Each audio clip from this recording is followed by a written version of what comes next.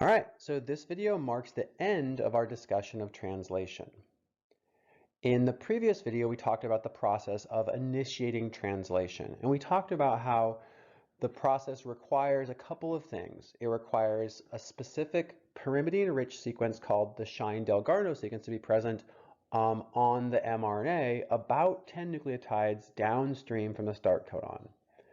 It requires a specialized aminoacyl tRNA known as the fMet tRNA, and that's the first nucleotide, or that's the first amino acid that goes into proteins. Okay? It requires 3 initiation factors, one of which consumes a GTP. So one GTP is hydrolyzed to initiate our process of translation. And that brings us to where we are now. Right now, in this position, we have the initial amino acid present in the P site. Remember, it goes into the P site initially. All right. To get the first polypeptide chain made, we need to bring in the next aminoacyl tRNA. And this process is called the decoding step. It's decoding because it's important to match the correct tRNA, right, with an anticodon with the right codon for this position of our mRNA. This decoding process is GTP dependent. Once it comes in, then we can get our peptide bond formation, right? Remember, this nitrogen right here will attack the carbonyl here, and we get this amino acid moving over. That gives us the growing peptide chain, which is now a dipeptide present in the peptide exit tunnel, but it's covalently coordinated to the aminoacyl tRNA in the A site. To get everything to move over one position is a process called translocation. Translocation involves another elongation factor. This is called EFG for GTPase. In this case, we hydrolyze a GTP to get everything to move over one position. We're now kind of mostly reset. We have a tRNA that has 2 amino acids in the peptide channel. We have an empty A site, and we have an uncharged tRNA in the E site. So the last thing that happens here is this tRNA dissociates out, truly resetting us to look like where we started. The only difference is that we now have 2 amino acids in our peptide tunnel, whereas here we just had that single formulated methionine. And at this point, the process can start over.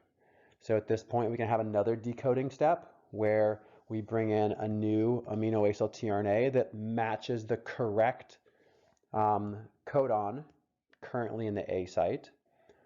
We get another peptide bond formation. So we then have 3 amino acids present in our peptide channel. We have translocation in an energy-dependent manner to move everything over one position. That puts our growing polypeptide chain of 3 amino acids in the peptide channel. And finally, we can have our uncharged tRNA exit. The process starts over. Okay, so the things to kind of keep in mind here is that for each cycle of creating a peptide bond through these elongation steps, there are 2 GTP consuming steps. Decoding consumes a GTP, and translocation consumes a GTP. So each peptide bond that gets formed requires 2 GTP hydrolysis steps. Let's look at each of these in a little bit more detail. The decoding process, as we just talked about, is energy dependent. So it involves 2 different elongation factors, EFTU and EFTS.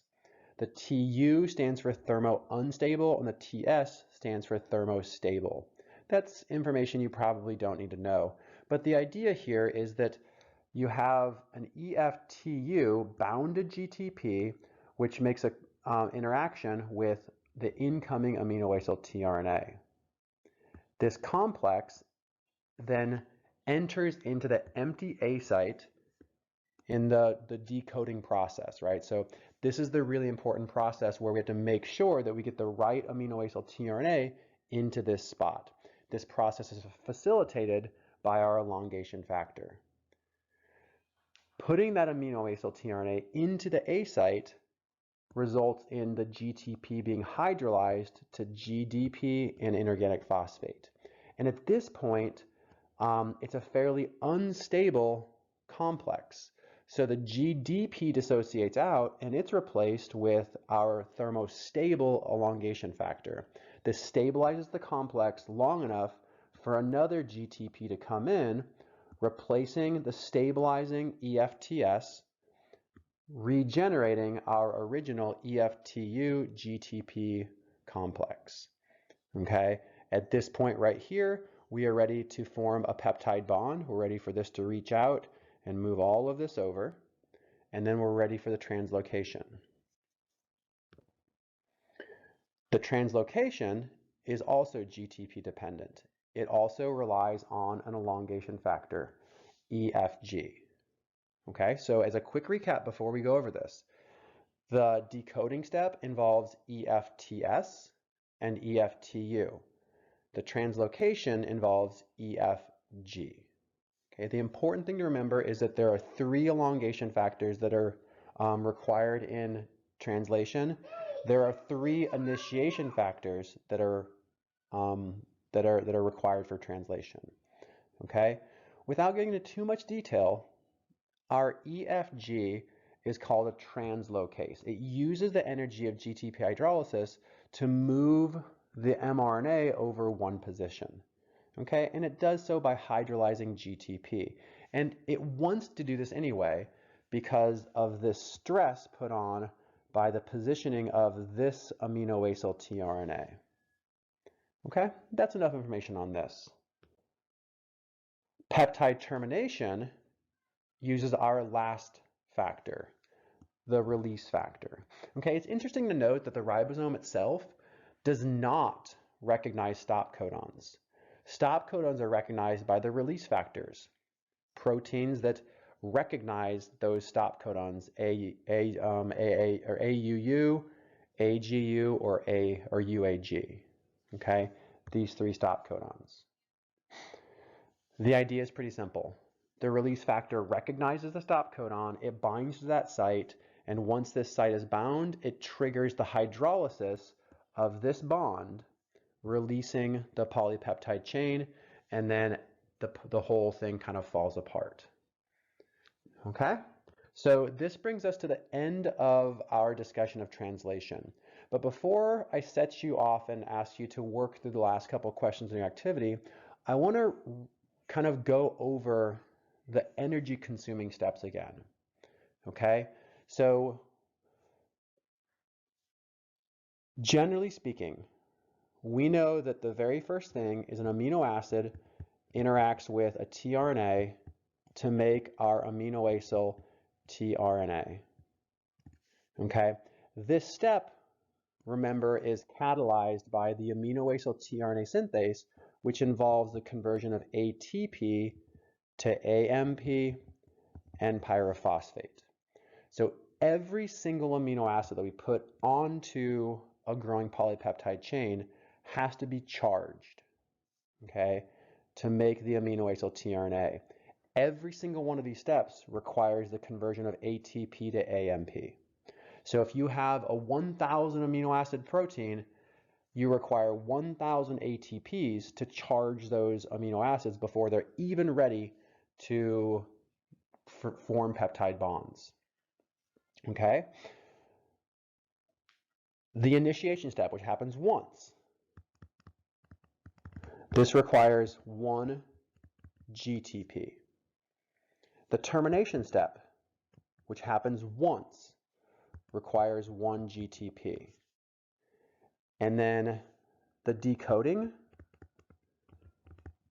and the translocation each require 1 GTP. And these 2 steps happen once for each peptide bond. So 1 step per peptide bond.